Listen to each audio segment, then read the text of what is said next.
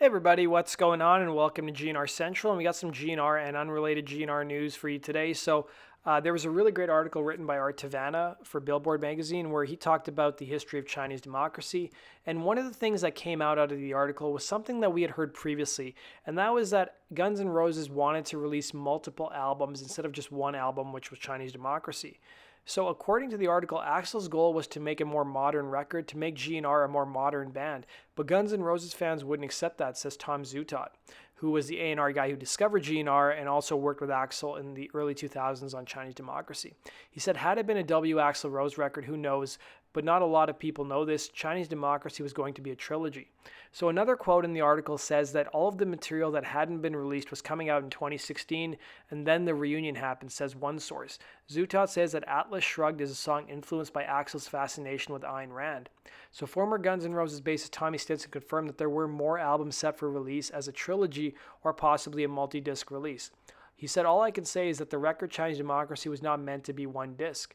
Art Tavanna would write in the piece that Chinese Democracy remains curiously incomplete, and though the numbers vary, there seems to be at least 60 different tracks that were at least partially finished when the first part of Chinese Democracy was released. Fans continue to struggle to find a cohesive concept album buried underneath all the years of tinkering and tumult.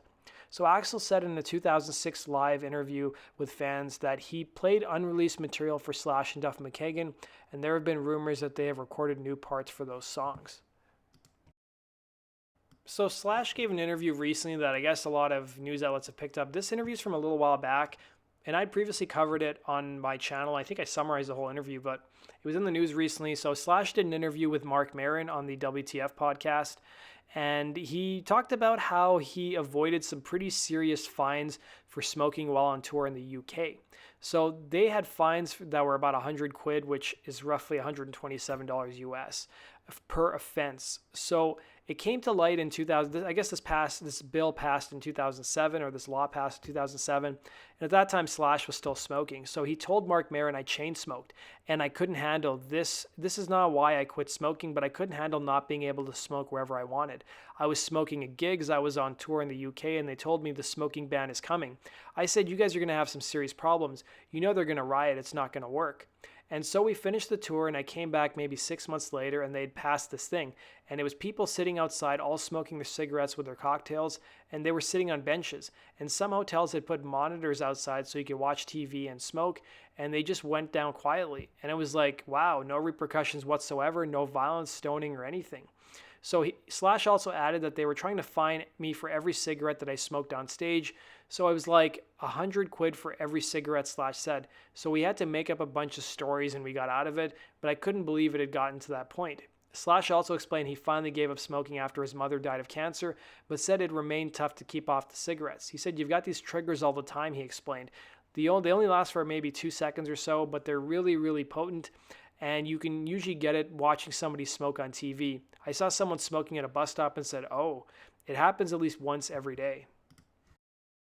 So we also had a photo that Susan Holmes McKagan, Duff's wife, posted on social media. This is of Christmas at Duff's house. And you'll notice on the left-hand side, there's Jerry Cantrell of Alice in Chains. Now, Susan's wife revealed that he will be having back surgery. So in her Instagram post, she said, Christmas dinner with a cool visit with Jerry Cantrell, wishing him well from his back surgery and hope you and your fam are having a sweet holiday too.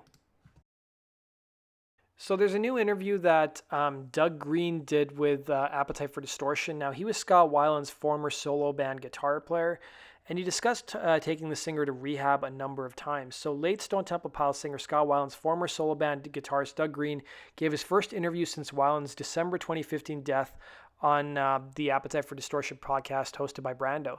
So according to the interview, Greene has a new series of web series called Starman, loosely based on his experiences working with Weiland, with the character being a drug-addicted British rocker in his 60s who believed that aliens are after him.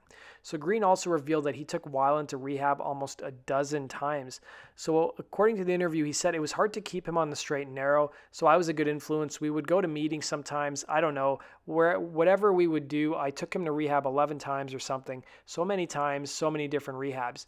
Every one of them was like a funny story attached to it because he didn't want to go. Several times we had limos. I don't know why we needed a limo to go to rehab, but we would just have us all go down to town before we would get there. We would finally get there at 1 a.m. after making 10 stops. So this was an interesting story that's not really Guns N' Roses related, but I just wanted to talk about it. So Nirvana is suing fashion designer Marc Jacobs for ripping off their logo. So according to TMZ, the international clothing brand included the design on a t-shirt as part of their bootleg Redux grunge collection, which featured items inspired by the 1993 Perry Ellis collection that Jacobs originally used to bring grunge to the world of high fashion. So for the 25th anniversary of the collection, the brand has created new socks, shirts, and sweaters based on its classic designs, some of which feature aspects that are distinctly similar to Nirvana's original smiley face logo. So one t-shirt replaces the smiley face's X's of the original with the M and J for Marc Jacobs and uses heaven in place of Nirvana with the same typeface that the band used for close to 30 years. So the original smiley face design is believed to have been drawn by Kurt Cobain for the band's Nevermind release party in 1991 and has been trademarked by the band since 1992. So according to TMZ, the lawsuit also claims that Nirvana is one of the founders of the grunge music scene, so even the brand's use of the genre name is called into question.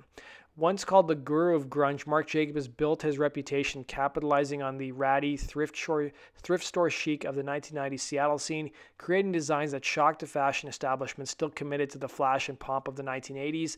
As of the time of this article, which was a couple days ago, Jacobs has yet to comment on the lawsuit. Turning now to some Kiss news. So Gene Simmons called Mick Jagger and Bono little girls in a new interview. So he was on the Lip Service radio show, and he said that the Rolling Stones frontman Mick Jagger and U2 singer Bono would be like little girls and fall down if they wore his Kiss outfit on stage. So he said it's always an interesting marketing when you say, I promise, and that all that. Kiss is the hardest working band in show business, period. It doesn't mean we're the best, although we call ourselves that. But I wear about 7-inch platform dragon boots. Each one weighs about 10 or 11 pounds. That's 20 plus pounds on the legs. It's like working out with bowling balls. Then on top of that, there's another 30 pounds or so between the armor and the rest of the outfit. And if you put Mick Jagger and Bono, who are both great in my opinion, in my outfits, they'd be like little girls. They'd fall down. They can't do this, and I've got to spit fire and fly through the air and all that. It's physically exhausting, so the idea is to go out with some dignity. So turning now to some Metallica news. So Megadeth bassist almost joined Metallica twice. So Megadeth bassist David Ellefson basically gave an interview where he said he not only once but almost twice joined the heavy metal band. So speaking to Metal Voice, he said, I know there was a conversation about considering me. I know Lars and Dave had chatted because Metallica were putting their short list together, Ellefson said. And to be honest with you, I mean, look, Metallica is great and I'm a fan of theirs and friends with them, and I would be there to be of service with them or in whatever way, but they, I think, made their decision right around the time when Megadeth had disbanded in 2002.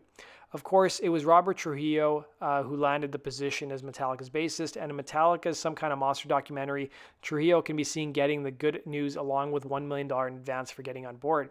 In a separate interview Dave Mustaine did with CBS, the Megadeth frontman spoke of Ellefson nearly being recruited by Metallica after Cliff Burton's death in a bus accident. When Cliff died, there was a moment where Dave's name had come up and I was a little concerned, says Mustaine. I didn't want to lose my bassist and I certainly didn't want to have another reason to be upset. So the feud between Metallica and Megadeth, ignited by Mustaine's surprise firing from Metallica in 1983, would have likely worsened if Ellefson jumped ship, as wounds were still fresh both in 1986 and 2003. So Brian May of Queen gave an interview where he said he was shocked that the Bohemian Rhapsody movie did as good as it did. So the headline of the article says, nobody expected it to be that huge. Brian May on Bohemian Rhapsody's success.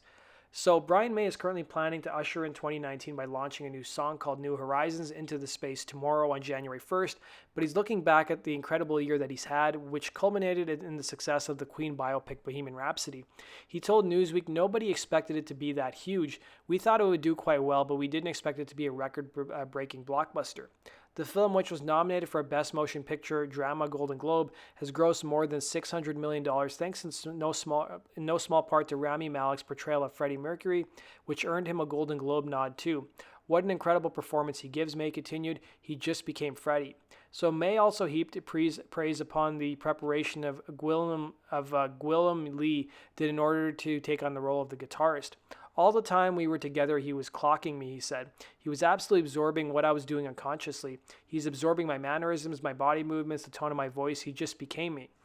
So named after the probe that is exploring the outer reaches of the solar system, New Horizons includes the electronic voice of the late cosmologist Stephen Hawking. May, who collaborated with NASA on the project, wrote the song at the behest of Alan Stern, who was in charge of the mission. The guitarist credited Stern with providing valuable feedback throughout the writing process, but also admitted, "I don't know if anyone's going to like it yet." However, May will be returning to Queen soon enough. In July of next year, they'll be embarking on another North America tour with Adam Lambert, and you guys can check out all the dates at the link below. Hey, this is Dizzy Reed from Guns N' Roses, and you're watching GNR Central. Yeah!